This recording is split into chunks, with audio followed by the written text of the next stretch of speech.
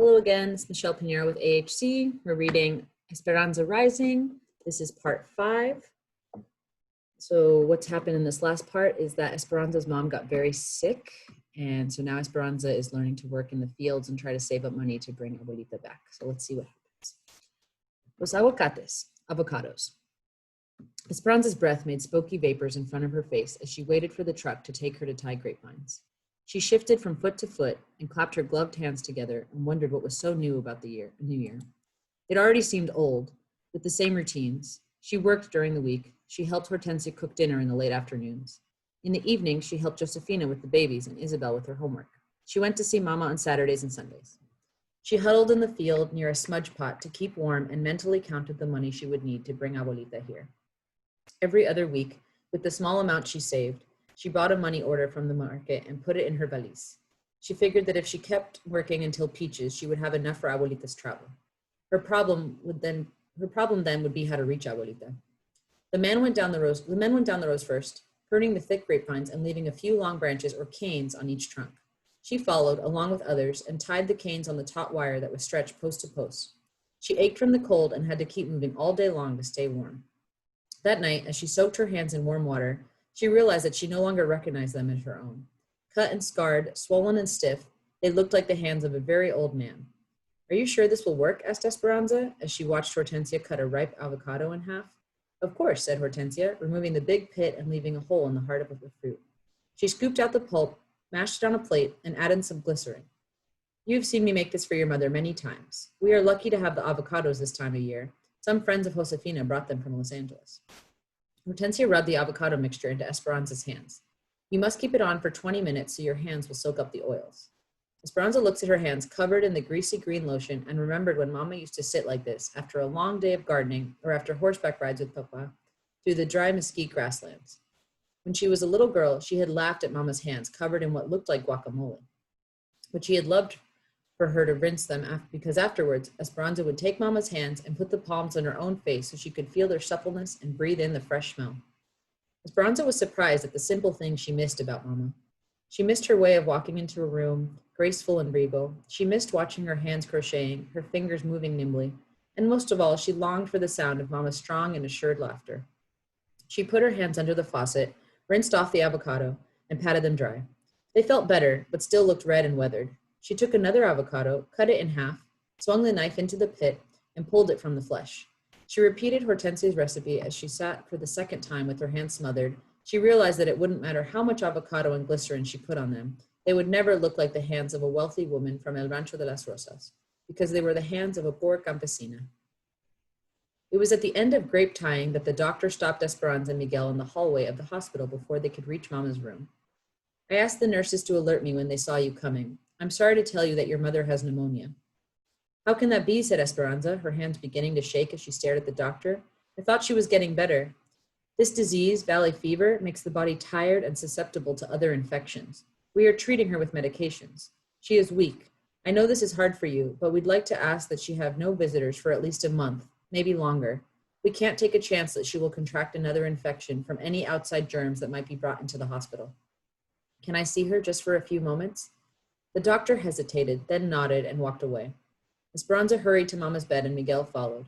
Esperanza couldn't imagine not seeing her for so many weeks. "Mama," said Esperanza. Mama slowly opened her eyes and gave Esperanza the smallest smile. She was thin and frail. Her hair was strewn and bedraggled, and her face was so white that it seemed to fade into the sheets, as if she would sink into the bed and disappear forever. Mama looked like a ghost of herself. "The doctor said I can't come to visit for a while." Mama nodded, her eyelids slowly falling back down, as if it had been a burden to keep them up. Esperanza felt Miguel's hand on her shoulder.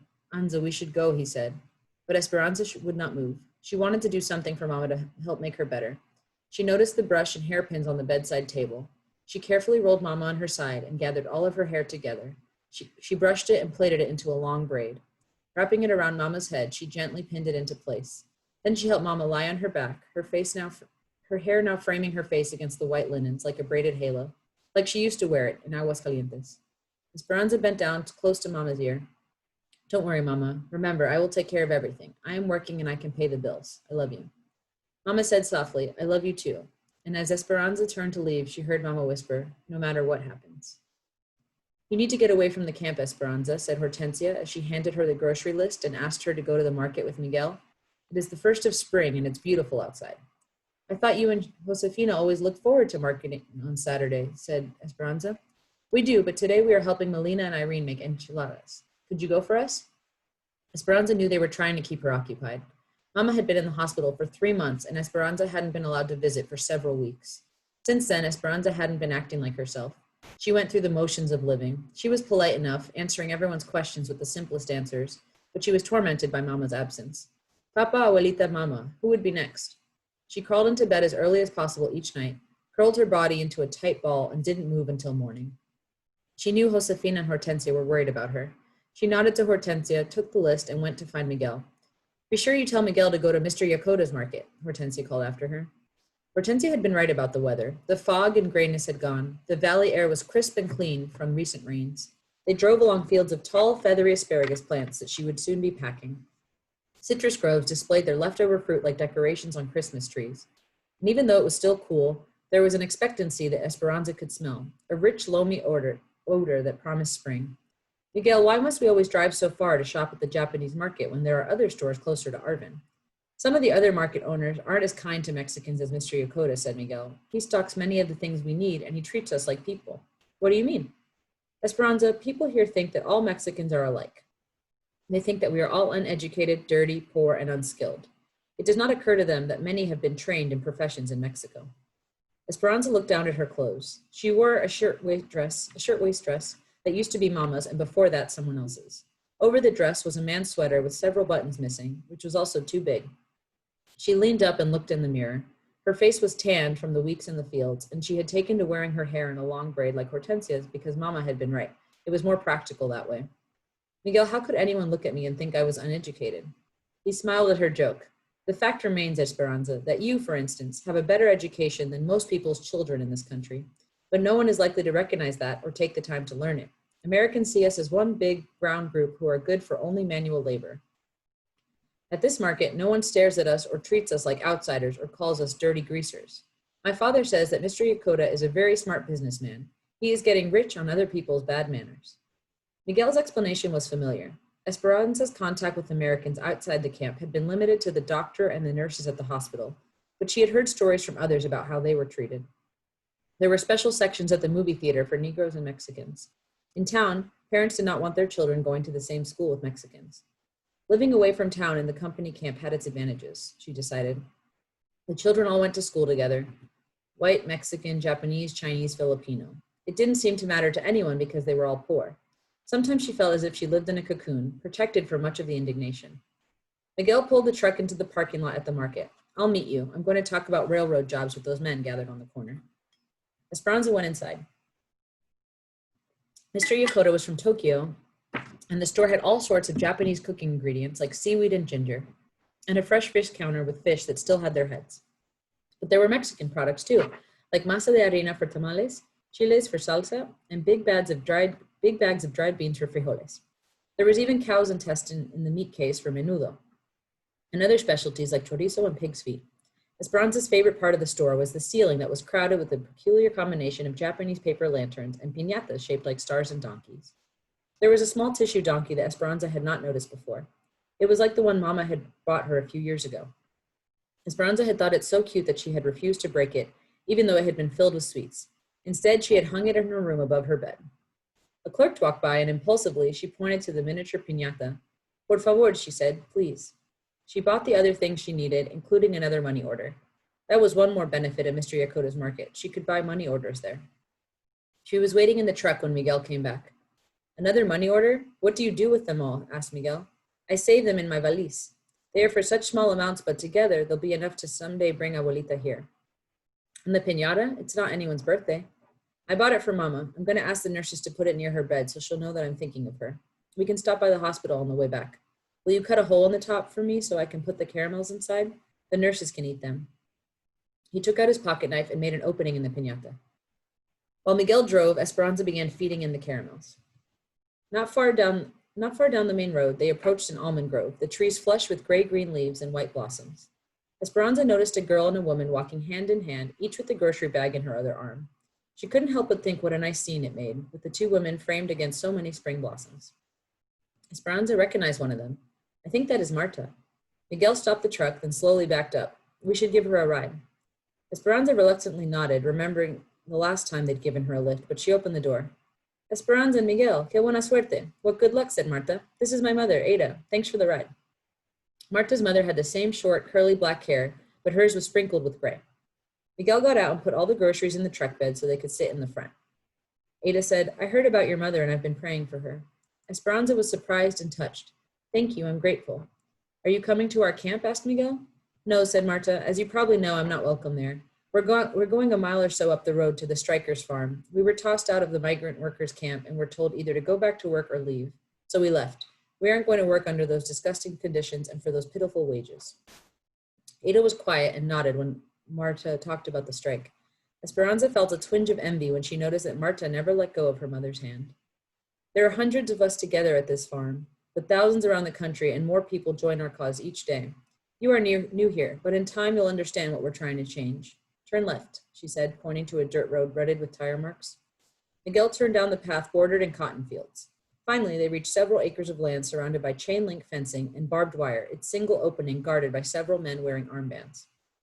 Aquí, right here, said Ada. What are the guards for? Asked Esperanza. They're for protection, said Marta.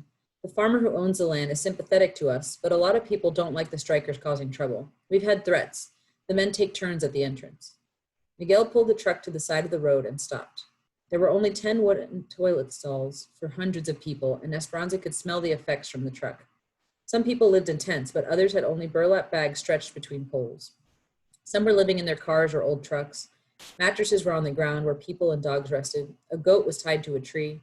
There was a long pipe that lay on top of the ground and a line of water spigots sticking up from it. Near each spigot were pots and pans and campfire rings, the makings of outdoor kitchens. In an irrigation ditch, women were washing clothes and children were bathing at the same time. Clotheslines ran everywhere. It was a great jumble of humanity and confusion. Esperanza could not stop looking. She felt hypnotized by the squalor, but Marta and her mother didn't seem the least bit embarrassed. Home sweet home, said Marta. They all climbed out of the truck, but before Marta and Ada could retrieve their groceries, a campesino family coming from the opposite direction approached them. The children were dirty and skinny, and the mother held an infant who was crying. Do you have food so that I can feed my family? Said the father. We were thrown out of our camp because I was striking. My family has not eaten in 2 days. There are too many people coming into the valley each day who will work for pennies. Yesterday I worked all day and made less than 50 cents, and I cannot buy food for 1 day with that. I was hoping that here, with others who have been through the same. You are welcome here, said Ada. Esperanza reached into the truck bed and opened the large bag of beans. Hand me your hat, senor. The man handed over his large sun hat, and she filled it with the dried beans, then gave it back to him. Gracias, gracias, he said. Esperanza looked at the two older children, their eyes watery and vacant. She lifted the piñata and held it out to them. They said nothing but hurried toward her, took it, and ran back to their family. Marta looked at her. Are you sure you aren't already on our side? Esperanza shook her head. They were hungry, that's all. Even if I believed in what you are doing, I must take care of my mother. Ada put her hand on Esperanza's arm and smiled. We all do what we have to do. Your mother would be proud of you. Miguel handed them their bags, and they walked toward the farmer's field. Before they reached the gate, Marta suddenly turned and said, I shouldn't be telling you this, but the strikers are more organized than they appear. In a few weeks during asparagus, things are going to happen all over the county. We're going to shut down everything, the fields, the sheds, the railroad. If you have not joined us by then, be very careful. Then she hurried to catch up with her mother. As Miguel and Esperanza rode back to Arvin, neither of them said a word for many miles. Marta's threat and the guilt of having a job weighed heavily on Esperanza's mind. Do you think they are right? She asked. I don't know, said Miguel. What the man said is true. I have heard that there will be 10 times the people here looking for jobs in the next few months, from Oklahoma, Arkansas, Texas, and other places too. And that they are poor people like us who need to feed their families too. If so many come and are willing to work for pennies, what will happen to us? But until then, with so many joining the strikes, I may be able to get a job at the railroad. Esperanza's mind wrestled with Miguel's words. For him, the strike was an opportunity to work at the job he loved and to make it in this country. But for her, it was a threat to her finances, Abuelita's arrival, and Mama's recuperation. Then there was the matter of her own safety. She thought of Mama and Abuelita, and she knew there was only one thing for her to do. Esperanza studied her hands a few nights later as she walked toward the cabin and hoped Hortensia had a few more avocados. It was later than usual. She had been weeding asparagus in a far field, so she had been on the last truck. When she arrived at the cabin, everyone was crowded around the small table. There were fresh tortillas on a plate, and Hortensia was stirring a pan of machaca, scrambled eggs with shredded meat, onions, and peppers. It was Miguel's favorite, but they usually ate it for breakfast. "What is the occasion?" asked Esperanza. "I got a job in the machine shop at the railroad." "Oh, Miguel, that's such good news." "So many railroad workers have joined the strikers. I know it might be temporary, but if I do a good job, maybe they will keep me." "That is right," said Alfonso. "You do good work. They will see it. They will keep you." Esperanza sat down and listened to Miguel tell the others about the job, but she wasn't hearing his words. She was seeing his eyes, dancing like Papa's when he used to talk about the land. She watched Miguel's animated face, thinking that at last his dream was coming true. Los espárragos, asparagus. Marta was right. The strikers were more organized than ever. They handed out flyers in front of every store. They painted the sides of old barns with their slogans and held big meetings at the farm. For those who continued to work, there were still jobs, but Esperanza could hear the tightness and worry in her neighbors' voices. She worried, too, about what would happen if she didn't have a job. Asparagus would be a long season, sometimes up to 10 weeks, but it had to be picked before the high temperatures touched the valley in June. The strikers knew that if they could slow down the workers, it would affect the growers. So when the tender stalks were ready, the strikers were ready too. Esperanza got on the flatbed truck with Hortensia and Josefina for the first day of packing. The company had set a man with a gun to ride on the truck with them, for protection, they said, but the gun frightened Esperanza. When they arrived at the sheds, a crowd of women erupted into shouting and booing. They carried signs that said, "Huelga, strike!" Among them were Marta and her friends, and they were yelling, "Help us feed our children. We must all join together if we are all to eat.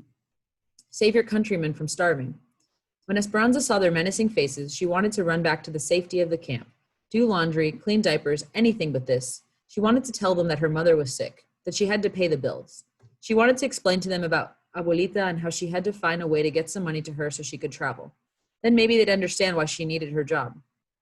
She wanted to tell them that she did not want anyone's children to starve, but she knew it would not matter. The strikers only listened if you agreed with them.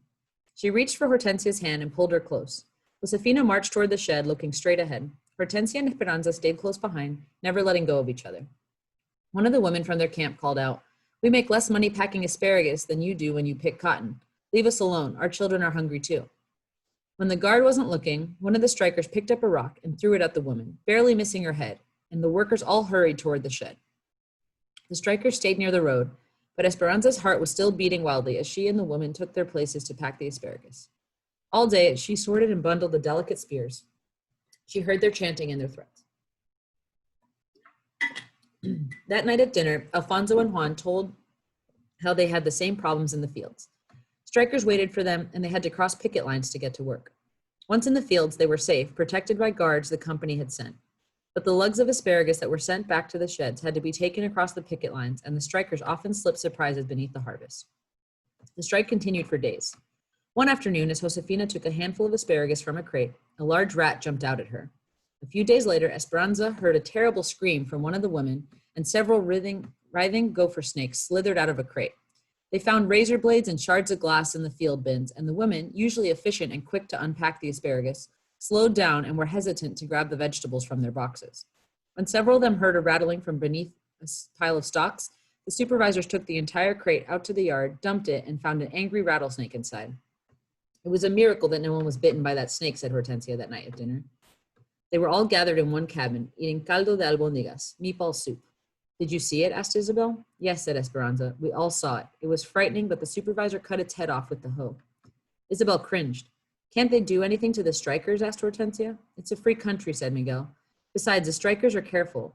As long as they stay near the road and the guards don't actually see them do anything aggressive, then no, there's not much anyone can do. It's the same at the railroad. I pass the picket lines every day and listen to the yelling and the insults." "It's the yelling all day long that bothers me," said Hortensia. "Remember, do not respond to them," said Alfonso. "Things will get better." "Papa," said Miguel, "things will get worse. Have you seen the cars and trucks coming through the pass in the mountains? Every day, more and more people. Some of them say they will pick cotton for 5 and 6 cents a pound and will pick produce for less. People cannot survive on such low wages." "Where will it end?" said Josefina. "Everyone will starve if people work for less and less money." "That is the strikers' point," said Esperanza. No one said anything. Forks clinked on the plates. Pepe, who was sitting in Esperanza's lap, dropped a meatball on the floor. "Are we going to starve?" asked Isabel. "No, mija," said Josefina. How could anyone starve here with so much food around us? Esperanza had grown so accustomed to the strikers chanting while she packed asparagus that the moment it stopped, she looked up from her work as if something was wrong. Hortensia, do you hear that? What?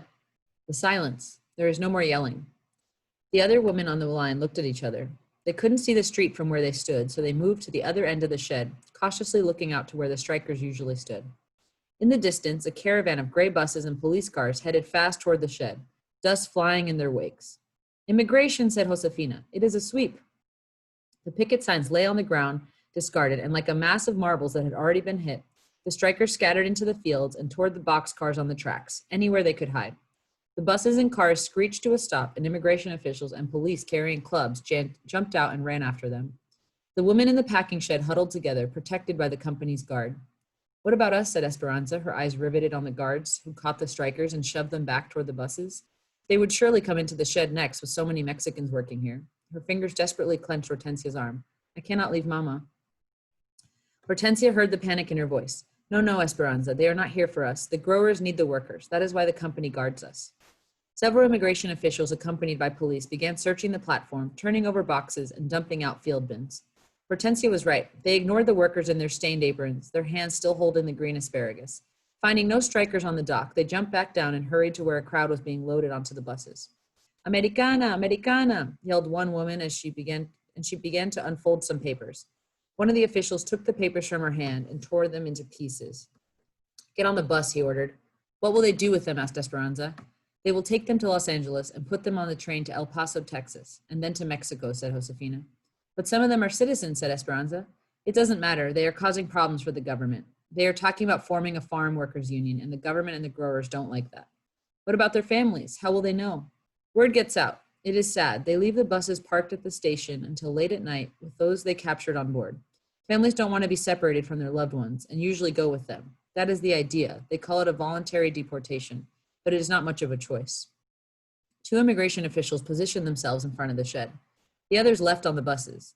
Esperanza and the other woman watched the despondent faces in the windows disappear. Slowly, the women reassembled on the line and began to pack again. It had all lasted only a few minutes. What happens now? Asked Esperanza. La Migra will keep their eyes open for any strikers that might be back, said Josefina, nodding toward the two men stationed nearby. And we go back to work and feel thankful it is not us on that bus. Esperanza took a deep breath and went back to her spot. She was relieved, but still imagined the anguish of the strikers. Troubled thoughts stayed in her mind.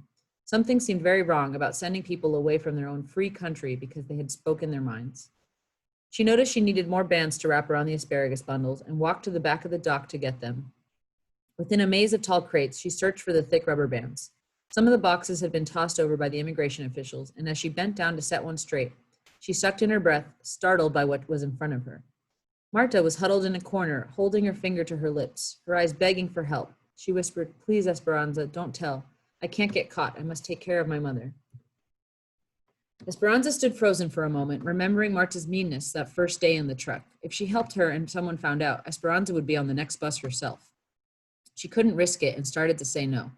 But then she thought about Marta and her mother holding hands, and she couldn't imagine them being separated from each other. And besides, they were both citizens. They had every right to be here. She turned around and headed back to where the others were working. No one paid any attention to her. They were all busy talking about the sweep. She picked up a bundle of asparagus, several burlap sacks from a stack, and a dirty apron that someone had left on a hook. She quietly wandered back to Marta's hiding place. La Migra is still out front, she said in a hushed voice. They will probably leave in an hour when the shed closes. She handed the apron and asparagus to Marta. When you leave, put on the apron and carry the asparagus so you'll look like a worker, just in case anyone stops you. Gracias, whispered Marta. I'm sorry I misjudged you. Shh, said Esperanza, repositioning the crates and draping the burlap sacks across their tops so Marta couldn't be seen. Esperanza, called Josefina, where are you? We need the rubber bands. Esperanza stuck her head around the corner and saw Josefina with her hands on her hips waiting. Coming, she called. She grabbed a bundle of bands and went back to work as if nothing had happened. Esperanza lay in bed that night and listened to the others in the front room talk about the sweeps and the deportations. They went to every major grower and put hundreds of strikers on the buses, said Juan. Some say they did it to create more jobs for those coming from the east, said Josefina. We are lucky the company needs us right now. If they didn't, we could be next. We have been loyal to the company, and the company will be loyal to us, said Alfonso. I'm just glad it's over, said Hortensia. It is not over, said Miguel. In time, they will be back, especially if they have families here.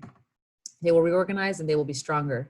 There will come a time when we have to decide all over again whether to join them or not. Esperanza tried to go to sleep, but the day spun in her mind.